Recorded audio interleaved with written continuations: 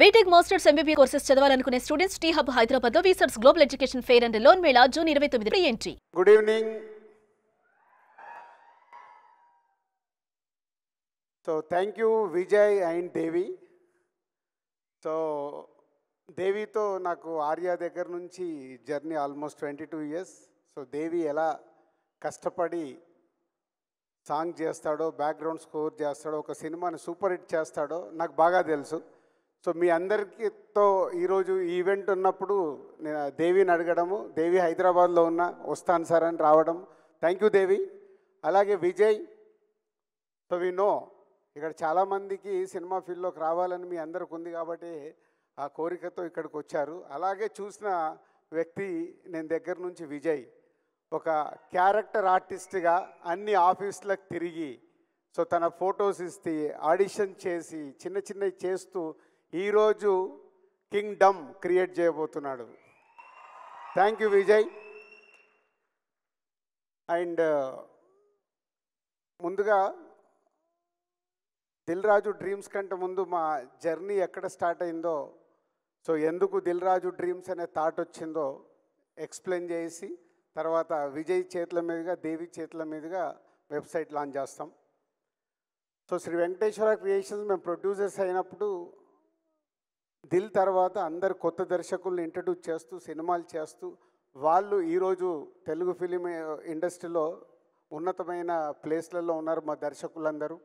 అలాగే మేము మా సంస్థని కొత్త దర్శకులతో పాటు చేస్తూ సూపర్ హిట్లు కొడుతూ ఈరోజు ఇక్కడ నిలబడ్డామంటే ప్రతి సినిమా ఒక్కొక్క అడుగుగా వేసుకుంటూ రావడం వల్లే 57 ఫిలిమ్స్ కంప్లీట్ అయ్యాయి శ్రీ వెంకటేశ్వర క్రియేషన్స్.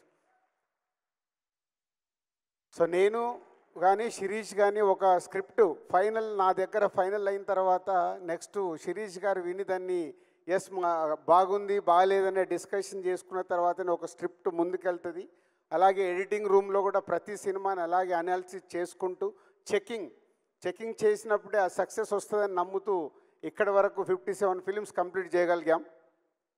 దాని తర్వాత Harshith, Ansitha next generation cinema ఫీల్డ్లోకి వస్తామన్నప్పుడు కొత్త దర్శకుల తర్వాత మాకు చాలా గ్యాప్ వచ్చేది. అంటే వాళ్ళకు మాకు యాక్సెస్ తగ్గిపోయి మేము బిజీ అయ్యి కొత్త దర్శకులు మమ్మల్ని అప్రోచ్ కావాలన్న ఆఫ్టర్ 2014 తర్వాత చాలా గ్యాప్ వచ్చింది కొత్త దర్శకులతో మాకు.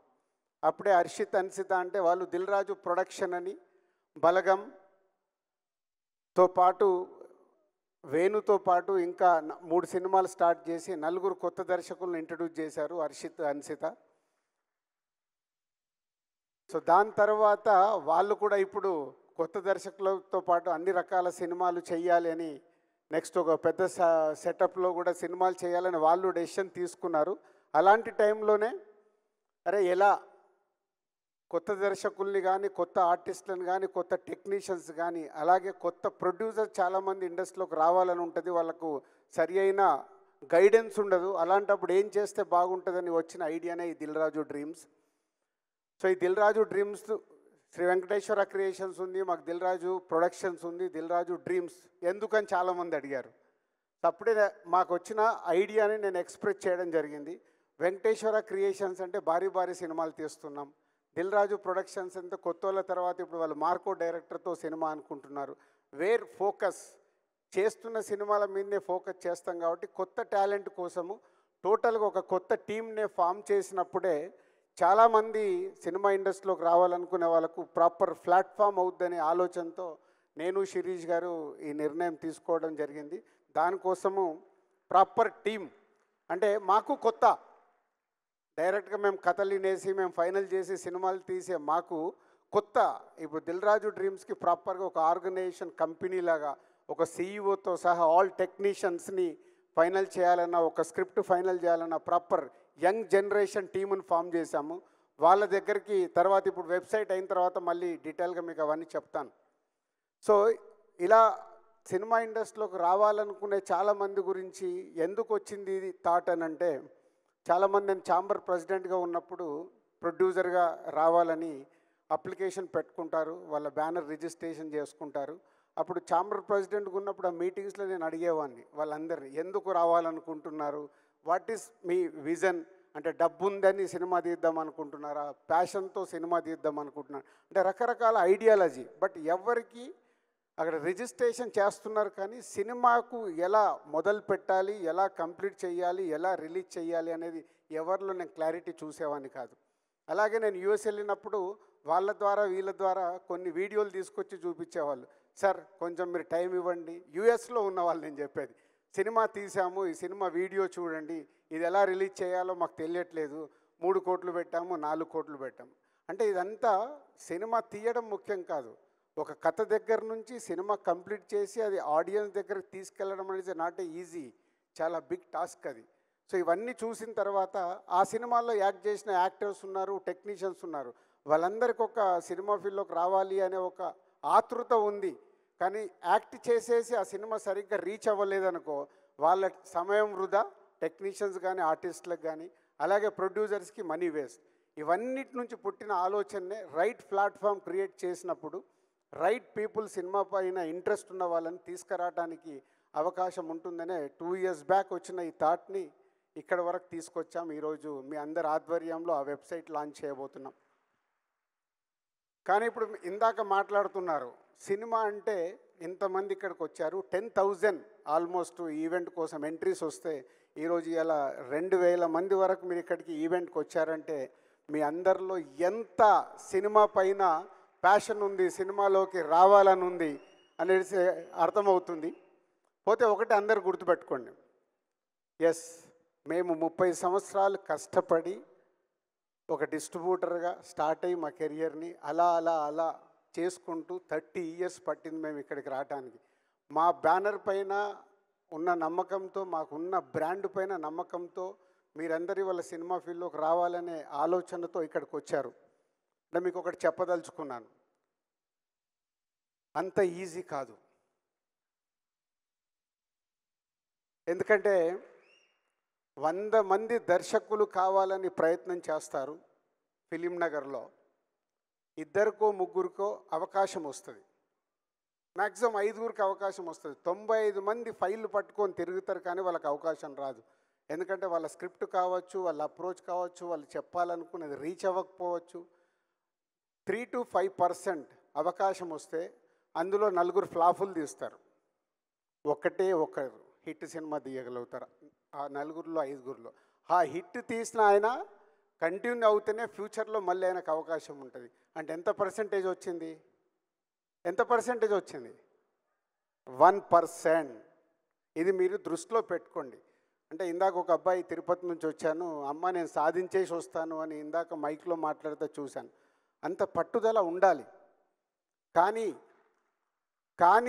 రేపు నువ్వు సక్సెస్ అవ్వకపోతే నీ వల్ల నీ ఫ్యామిలీ ఎఫెక్ట్ అవ్వకూడదు. అదే సినిమా. నేను సినిమా ఫీల్డ్లోకి వచ్చినప్పుడు నేను ఆటోమొబైల్ వ్యాపారంలో ఉన్నాను, శిరీష్ పైపుల వ్యాపారంలో ఉన్నాడు. మా లక్ష్మణ్ గారు మా పార్ట్నర్ అంతకుముందే ఆయన ఆటోమొబైల్లో ఉన్నారు. మేము సినిమా ఫీల్డ్లో సక్సెస్ అయ్యే వరకు మా బిజినెస్లు మేము వదులుకోలేదు. ఎందుకంటే ఇక్కడ ఫెయిల్ అవుతే మళ్ళీ వెనకకి వెళ్ళిపోదాం. నిజంగా ఫెయిల్ అయ్యాం, 2 years స్ట్రగుల్ పడ్డాం. ఎంత స్ట్రగుల్ పడ్డా అది వదలకుండా, సాధించే వరకు వదలకుండా, ఆ బిజినెస్ను వదులుకోకుండా సాధించాం. అంతేకాదు మా జీవితంలో ఇంకొకటి చెప్తాను, ఇది అంటే మీకు సక్సెస్ పర్సంటేజ్ ఓన్లీ 100 మంది ప్రయత్నం చేస్తే ఒక్కరికే ఉంటుంది. దర్శకుడు కావచ్చు, యాక్టర్ కావచ్చు. యాక్టర్ కూడా చాలామంది అనుకుంటారు, మనకు చెప్తూ ఉంటారు, చాలా బాగున్నావు, నువ్వు యాక్టర్ అయిపోవచ్చు. 4 ఫ్రెండ్స్ మధ్యలో ఉన్నప్పుడు అరే నువ్వు కామెడీ బాగా చేస్తున్నావురా, నువ్వు ఈజీగా సినిమా ఇండస్ట్రీలోకి వెళ్ళిపోవచ్చు అని ఇలా ఎంకరేజ్ చేస్తారు స్నేహితులు కాబట్టి. కానీ మనలో అది రియాలిటీగా మనం వెళ్ళి దాన్ని సాధించగలుగుతామా లేదా అనేది మీకు తెలియాలి. తెలిసే వరకు అప్పటి వరకు మీరు చేస్తున్న వృత్తిని మట్టుకు వదులుకోకండి.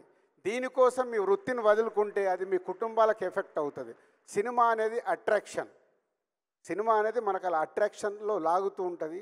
మీ జీవితాల మీద అది ఇంపాక్ట్ పడకుండా చూసుకుంటూ సినిమా పైన ప్యాషన్ ఉన్నప్పుడు దీంట్లో పెట్టి ఎప్పుడైతే సక్సెస్ అవ్వబోతున్నారో అప్పుడు మీరు 24 గంటలు కష్టపడాలి. 24 గంటలు కష్టపడితే మా సంస్థలో వచ్చినట్టు మేము కానీ, ఒక విజయ్ దేవరకొండ, ఒక దేవిశ్రీ ప్రసాద్, ఒక రవితేజ, ఒక నాని, వీళ్ళందరూ ఇండిపెండెంట్గా సక్సెస్ అయ్యి వాళ్ళ తెలుగు సినిమా ఇండస్ట్రీలో ఉన్నత శిఖరాల్లో ఉన్నారు. పాత జనరేషన్లో రజనీకాంత్ గారు కానీ చిరంజీవి గారు కానీ వాళ్ళు ఎక్కడికెళ్ళి వచ్చారు. కానీ వాళ్ళు అంత హార్డ్ వర్క్ చేశారు. సినిమా అంటే అంత హార్డ్ వర్క్. వేరే పనులలో చేస్తాం, 8 గంటల డ్యూటీ ఉంటుంది, మ్యాక్సిమం 9 గంటలకు ఆఫీస్కి వెళ్తే 5 గంటలకు వచ్చేస్తారు. ఇందాక అనిల్ రావిపూడి అన్నాడు చూడు, దిల్ రాజు కాదు రన్నింగ్ రాజు పెట్టాలని. ఎప్పుడు ఆలోచన 5 గంటలకు లేచిన నుంచి ఏం చేయాలి, ఎలా ఆ జరుగుతున్న సినిమాని ఎలా సక్సెస్ చేయాలి, అలా ఉంది కాబట్టి ఈ 30 ఇయర్స్లో మేము ఇక్కడ ఉండగలిగాం. సో ఇండస్ట్రీలోకి రావాలంటే మొదటిది మీ వల్ల మీ కుటుంబానికి ఎఫెక్ట్ అవ్వకూడదు.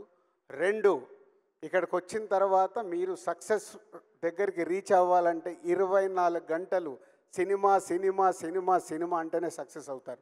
ఇది గుర్తుపెట్టుకోండి. సినిమా ఫీల్డ్లోకి వచ్చేస్తారు. సరే, ఇప్పుడు దిల్ రాజు డ్రీమ్స్ అనేది మేము ఏదో ప్లాట్ఫామ్ క్రియేట్ చేస్తున్నాం. దీని ద్వారా మీరు అప్లికేషన్లు ఇస్తారు. దాన్ని మా టీం స్క్రూట్నీ చేసి టాలెంట్ ఎలా ఉంది ఏంటి అని వాళ్ళు స్టడీ చేసి వాళ్ళు టీంలో మెజారిటీ పీపుల్ లైక్ చేసిన తర్వాత అది మా దగ్గరకు పంపిస్తారు. ఇది మీరు చెక్ చేయండి. అప్పుడు మా దగ్గరకు వచ్చాక ప్రతి వీక్ మేము కొంచెం టైం స్పెండ్ చేసి దాన్ని చెక్ చేసి ఓకే చేస్తాం. కానీ చాలామంది రిజెక్ట్ అవుతారు. అది గుర్తుపెట్టుకోండి. చాలామంది రిజెక్ట్ అయినప్పుడు మీరు వీక్ అవ్వకూడదు. అరే దిల్ రాజు డ్రీమ్స్ మేము పెట్టాం మమ్మల్ని రిజెక్ట్ చేశారని. మీలో టాలెంట్ ఉన్నప్పుడే ఆ టాలెంట్లో నేను చెప్పాను కదా 1 to 5 మెంబర్స్ ఆ 5లోకి వెళ్ళాలంటే మీలో ఎంతో టాలెంట్ ఉంటే కానీ ఆ 5లోకి వెళ్ళలేరు. 95% వెనకకి వెళ్తారు. సో దీన్ని మీరు దృష్టిలో పెట్టుకొని ఎప్పుడు ఆ కాన్ఫిడెంట్గా మీలో ఉన్నప్పుడే సక్సెస్ అవుతారు. అలాగే సినిమా ఫీల్డ్లోకి వచ్చిన తర్వాత చాలా మోసాలు ఉంటాయి. ఇక్కడ మోసాలంటే సినిమాలోకి రావడానికి చాలామంది ప్రొడ్యూసర్లు ఉంటారు. ఎప్పుడు చెప్తారు, సార్ మేము 2 crores అనుకొని మొదలు పెట్టాము 4 కోట్లు అవుతుందని. మొదలు పెట్టడానికి మన చుట్టుపక్కల ఉన్న వాళ్ళు 2 కోట్లే చెప్తారు, అయిపోయే వరకు అది 4 కోట్లు అవుతుంది. మీరు ఆస్తులు అమ్ముతారు, సినిమా తీయాలనేది ఎక్కడి నుంచి అప్పు తీసుకొస్తారు, మధ్యలో స్టక్ అయిపోతారు. Be careful. సినిమా ఫీల్డ్లోకి ఒక ప్రొడ్యూసర్ కావాలంటే మీకు అవగాహన ఉండాలి. అందుకే ఈ దిల్ రాజు డ్రీమ్స్లో ఫస్ట్ టైం ఒక ప్రొడ్యూసర్ కాలం కూడా పెడుతున్నాం. ప్రొడ్యూస్ కావాలన్న వాళ్ళు కూడా కనెక్ట్ అయ్యి రియాలిటీ ఆ సినిమాకి నిజంగా మార్కెట్ అవుద్దా, ఎంత బడ్జెట్ అవుద్ది ఏంటి మొత్తం మా టీం అనాలిసిస్ చేసి చెప్తారు. ఫైనల్గా మా దగ్గరకు వచ్చినప్పుడు మేము చెప్తాం దాన్ని. నేను ఇందాక చెప్పాను సినిమా ఫీల్డ్లోకి వచ్చినప్పుడు ఒకటి జరుగుతుంది. మా లైఫ్లో జరిగిన ఒక ఇన్సిడెంట్ చెప్పాలి. కానీ ఆ రోజు మేము చాలా తెలివిగా యూటర్న్ చేసుకొని ముందుకెళ్ళాం కాబట్టి సక్సెస్ అయ్యాం. 1996లో మేము సినిమా ఫీల్డ్లోకి వచ్చినప్పుడు మహేందర్ రెడ్డి గారని మా కజిన్ బ్రదర్ ద్వారా ఇండస్ట్రీలోకి వచ్చి తర్వాత మేము ఓన్గా స్టార్ట్ చేసాం. ఓన్గా స్టార్ట్ చేసినప్పుడు ఒక సినిమా కొందామని ఒక ప్రొడ్యూసర్ని డైరెక్టర్ అప్రోచ్ అయ్యి సినిమా కొన్నాం నైజాం ఏరియాకి. కొంటే వాళ్ళ సినిమా ఓపెనింగ్ రోజు నన్ను మా శిరీష్ గారు లక్ష్మణ్ గారు అన్న ముగ్గురం కలిసి వెళ్తే, సార్ మీరు చాలా బాగున్నారు, మీరు యాక్ట్ చేస్తారా అన్నారు. ఒకసారి ఇలా చూసుకొని అంటే ఏం చెయ్యాలండి అన్న. ఒక చిన్న క్యారెక్టర్ ఉంటుంది సార్, చెయ్యండి, ఎలాగో మీరు సినిమా కొన్నారు కదా అని.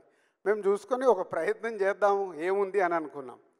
సో ఆ ఓపెనింగ్కి వెళ్తే శిరీష్ గారికి నాకు లక్ష్మణ్ గారికి అన్ని బ్యానర్లు కట్టారు. లేని మనకు అన్ని బ్యానర్లు కట్టారు, అసలు మనమే కొత్త వాళ్ళము, మనకు అంత సీన్ లేదు, వీళ్ళు ఎందుకు బ్యానర్లు కట్టారని మాకు ముందు డౌట్ వచ్చింది. వెళ్ళిపోయాము, పూజా కార్యక్రమాలు అయినాయి, వాళ్ళు షూట్ ఏదో చేసుకుంటున్నారు, మమ్మల్ని కూర్చున్నాము, మధ్యాహ్నం భోజనం చేశాము. 2:30 తర్వాత ఎవరు వచ్చి నాకు ఇలా మేకప్ వేశారు. మేకప్ వేస్తే శిరీష్ గారు లక్ష్మణ్ గారు ముగ్గురం కూర్చున్నాము. అలా కూర్చున్నాం. 2:30 అయిపోయింది. ఈవినింగ్ 5:45, 6 టైంలో పిలిచి సార్ మీకు షాట్ వచ్చింది రండి అన్నారు. షాట్ వెళ్తే ఒక అమ్మాయిని నన్ను పట్టి ఒక గంట కొట్టించారు. గంట కొట్టి మేము రిటర్న్లో వెళ్ళేటప్పుడు మేము ముగ్గురం ఒక కారులో వెళ్తూ ఆహా ఏం సోప్ వేసాడు మనకు అంటే, ముందు ఆ సినిమా కొన్నాము, కొంటూ వాళ్ళతో జర్నీ చేయడానికి ఏం సోప్ వేశారని రియలైజ్ అయ్యి నెక్స్ట్ డే మార్నింగ్ వెళ్ళి దయచేసి యాక్టింగ్లు ఇవి మాకు వద్దండి, సినిమా కొన్నాము, మీరు సినిమా కంప్లీట్ చేశాక చూద్దామని. ఆ రోజు అక్కడి నుంచి మేము ఎగ్జిట్ అయినామంటే మళ్ళీ ఆ సినిమా గురించి మేము ఆలోచించాలి. ఇచ్చిన డబ్బు వదిలేసుకున్నాం. వదిలేసుకొని నెక్స్ట్ ఏంటని మళ్ళీ మొదలు పెట్టాం. అంటే ఆ రోజుకిన మేము ఆ ఆలోచనకు రాకుంటే మేము అక్కడే ఆగిపోయేవాళ్ళం. అక్కడ జరుగుతున్నది అర్థం చేసుకొని మేము ముగ్గురం మాట్లాడుకొని బయటకు వచ్చి ఇంకా మనకి ఇది వద్దు, వాట్ నెక్స్ట్ అని ముందుకు వెళ్ళిపోయి నెక్స్ట్ సినిమాలు ఏంటని దాని మీద ఫోకస్ చేశాం. అంటే మీకు ఎందుకు ఎగ్జాంపుల్ చెప్పానంటే, మాకే మా లైఫ్లో బిగినింగ్లో జరిగిందంటే సినిమా ఫీల్డ్లో ఇలాంటి చాలా జరుగుతూ ఉంటాయి. సో ఇండస్ట్రీలోకి రావాలనే వాళ్ళు చాలా ఆలోచించుకొని మన చుట్టుపక్కల జరిగేటి అవగాహనతో చూసి ముందుకు రావాలి. అర్థమైందా?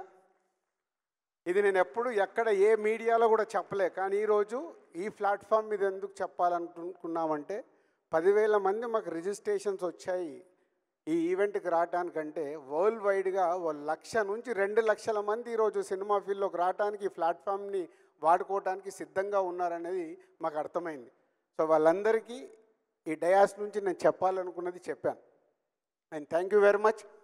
మన విజయ్ దేవరకొండ గారు, దేవి గారితో వెబ్సైట్ లాంచ్ చేసిన తర్వాత మళ్ళీ కంటిన్యూ చేస్తాం. ఏదైనా క్వశ్చన్స్ కానీ ఏదైనా ఉంటే కంటిన్యూ చేస్తాం. Thank you.